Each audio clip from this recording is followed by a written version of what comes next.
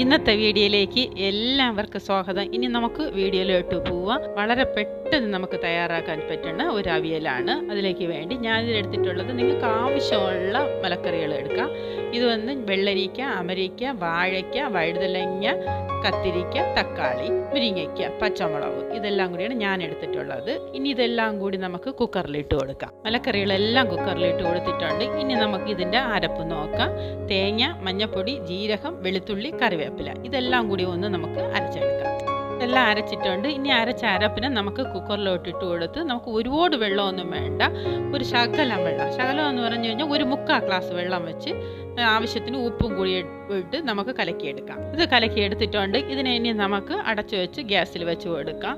ഇത് ഒരേ ഒരു വിസിൽ കേട്ടാൽ മതി. അപ്പോഴത്തേക്ക് നമുക്ക് സ്റ്റൗവിന് ഓഫ് ചെയ്യാം. ആ ചൂടിലിരുന്ന് തന്നെ അത് വെന്ത് കിട്ടിക്കോളും.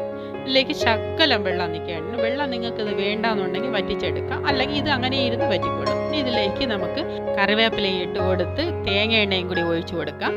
ഒഴിച്ചു കൊടുത്തതിന് ശേഷം എല്ലാം കൂടി ഒന്ന് മിക്സ് ചെയ്തിട്ട് നമുക്കിതിനെ ഒന്ന് അടച്ചു വയ്ക്കാം. നല്ലൊരു അവിയലാണ്. വളരെ പെട്ടെന്ന് നമുക്ക് തയ്യാറാക്കി എടുക്കാൻ പറ്റും.